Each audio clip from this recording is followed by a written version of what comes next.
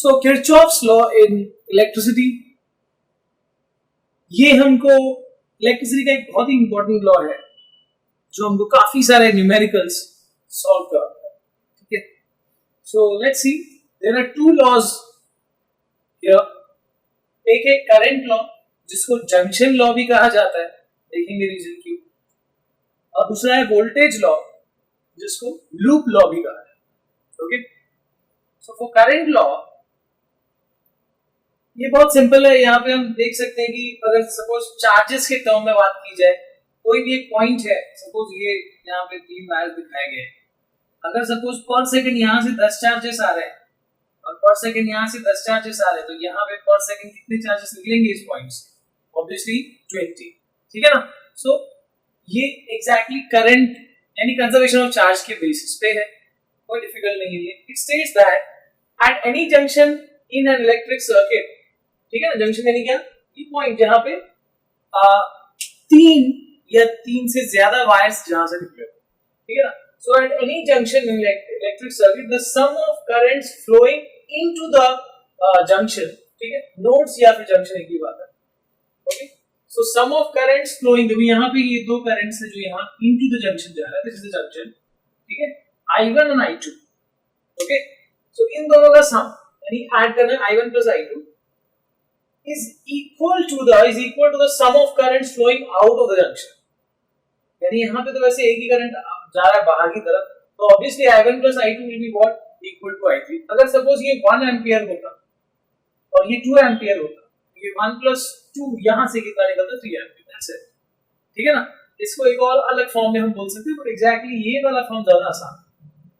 Next is so this was based on conservation of charge, कुछ और नहीं है. वोल्टेज लॉ या फिर लूप लॉ, इसमें ये कहा गया है कि the sum of all the voltages within a loop, कोई भी क्लोज, सपोज यहाँ पे ऐसे तो 3 लूप दिख रहे हैं 1 2 and 3, और यहाँ पे कोई भी किसी भी लूप के लिए, क्लोज लूप के लिए डिफाइन कर सकते हैं लूप. ठीक है ना. सो the sum of all the voltages within loop must be equal to 0. ठीक है. सपोज यहाँ पे मैंने जो लूप लिया है, it is a close loop A B C D A. यहाँ पे लूप हमेशा क्लोजली लेना है. इसके देखो स्टार्ट A से हुआ एंड B, ये भी हो रहा है A B C D A. This is the loop which I have taken. So यहाँ पे क्या बोला गया है? The sum of all the voltages.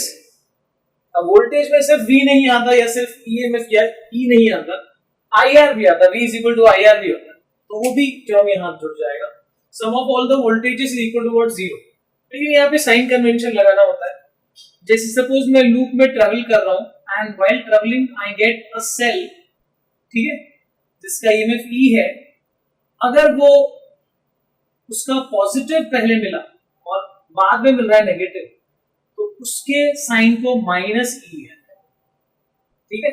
और बिल्कुल उल्टा, अगर सपोज मैं ट्रैवल कर रहा हूं मेरे लूप में और अगर सेल का नेगेटिव पहले है पॉजिटिव बाद में है, तो उसको बाद वाला जो है वो लिया जाता है. यानी यहाँ पे आएगा सपोज E डैश, तो इसको लिया जाएगा plus E dash. Okay. And resistance के टर्म में और करंट के टर्म में, अगर करंट सेम डायरेक्शन में मिला, जिस डायरेक्शन में हम ट्रैवल कर रहे हैं उसी डायरेक्शन में करंट मिला, तो IR क्या होगा? IR will be negative, same direction के लिए नेगेटिव. और अगर कोई रेजिस्टेंस सपोज R डैश है और उसका करंट अपोजिट डायरेक्शन, सपोज हम यहाँ ट्रैवल कर रहे हैं और अपोजिट डायरेक्शन में करंट मिला, तो उसको क्या लिया जाएगा? Yes, positive. This is sine है. सो IR प्लस क्या, IR डैश क्या रहेगा? पॉजिटिव. सो उसी बेसिस पे मैंने यहाँ पे किया है. We have taken clockwise travelling, we are moving clockwise in this loop. A to B जा रहे हैं, तो एक रेजिस्टेंस पड़ रहा है और एक सेल पड़ रहा है. ठीक है ना.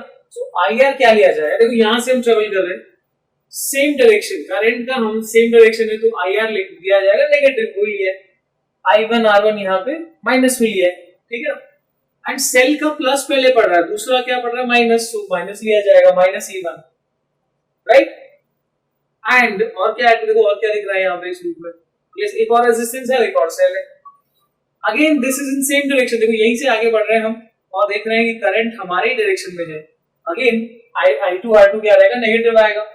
एंड सेल में क्या हो रहा है?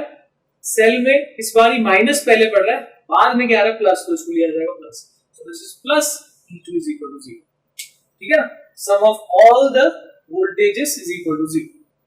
इस बेसिस पे हम काफी सारे न्यूमेरिकल्स इलेक्ट्रिसिटी के सॉल्व कर सकते हैं.